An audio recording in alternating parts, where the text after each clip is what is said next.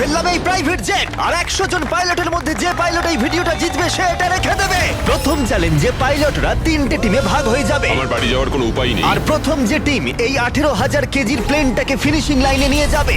3, 2, 1 শুরু করো। আর এই 3টে টিমের মধ্যে যে টিম এগিয়ে যাবে তাদের এই বিশাল জেট ইঞ্জিনের শক্তি সহ্য করতে হবে আর সহ্যের কঠিন পরীক্ষাও দিতে হবে। তাহলে দেখা যাক। আরে অজ্ঞান হয়ে গেছে, কেউ অ্যাম্বুলেন্স ডাকো। আমরা শাটডাউন করলাম একটা গোটা শহরকে 24 ঘন্টার জন্য, কিন্তু প্রথমে দেখব কোন টিম এই ফিনিশিং লাইনটাকে ক্রস করতে পারে। তাড়াতাড়ি, তোমরা প্রায় পৌঁছে গেছো। ও এক হাতে এটাকে টেনে নিয়ে যাচ্ছে, ওরা দ্রুত এগোচ্ছে। ওরা কি তাড়াতাড়ি যাচ্ছে? জিততে হলে প্লেনটাকে ফিনিশিং লাইন ক্রস করাতে হবে। ও, আমরা উইনার পেয়ে গেছি, তোমরা পেরেছো। ওটা আমাদের জেট। আমি এটা আমার মেয়ের জন্য করেছি। 2/3 পাইলট এইমাত্র এলিমিনেট হয়ে গেল। এদের মধ্যে একজন জিততে চলেছে এই প্রাইভেট জেট। এই পাইলটদের 4টে চ্যালেঞ্জের মুখোমুখি হতে হবে $2.4 মিলিয়ন প্রাইভেট জেটটা জেতার জন্য। তোমাদের স্বাগত গেম নাম্বার 2 তে, জেট স্পিনার। ইঞ্জিন স্টার্ট করো। এটা ঠিক নয়, আমার মোটা ভালো লাগছে না। এইবার প্লেনটা স্টার্ট হচ্ছে। চলো শুরু করো ভাই। তোমরা যে প্রাইভেট জেটের জন্য লড়াই করছো তার থ্রাস্টারগুলো আরো শক্তিশালী, যাতে বাতাস প্রতি ঘন্টায় 96 কিলোমিটার বেগে বইতে পারে। জেটটা একটা সার্কেলে রোটেট করবে, এর ফলে তোমরা তোমাদের প্ল্যাটফর্ম থেকে উড়েও যেতে পারো। আরে এটা তো পাগলামি। হেরে ফিরে যাওয়ার জন্য আমি এত দূর আসিনি। আমার খুব ভয় লাগছে ভাই। সবাইকে গুড লাক। এই শুরু হলো।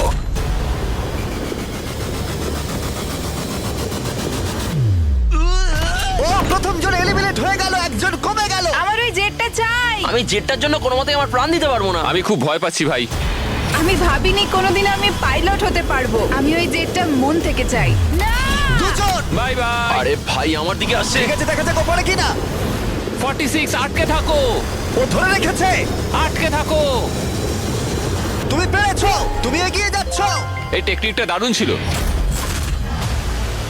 অন্যদের দেখে বাকি পাইলটরা বুঝতে পারলো তাদের কি করা উচিত আর কি করা উচিত নয়। আমি বুঝে গেছি, স্ট্র্যাটেজিটা হবে সাইডওয়েজ রাখা, এরকম করে নয়। যারা টিকতে পারছে তারা এরকম করে দাঁড়াচ্ছে। ওরা আটকে আছে। এমনকি যে পাইলটরা স্ট্র্যাটেজি ইউজ করছিল তাদের মধ্যেও কয়েকজন সেটা ধরে রাখতে পারলো না। আর একজন। যদি নাম্বার 40 পড়ে যায় আমিও পড়ে যাব। আমরা একই ভাবে দাঁড়িয়ে আছি, ও পড়লে আমিও পড়বো। না না না না,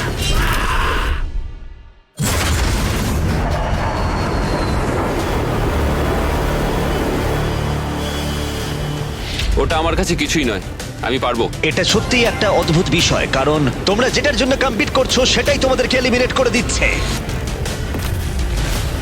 ওরা একে একে পড়ে যাচ্ছে। ও মাই গড, আরেকজন পড়ে গেল। পারফেক্ট টেকনিক থাকা সত্ত্বেও যে পাইলটরা এনএফএল খেলেছে তারাও টিকে থাকতে পারলো না ঠিক এভাবে। আরে সবচেয়ে স্ট্রং লোকটাই তো পারলো না।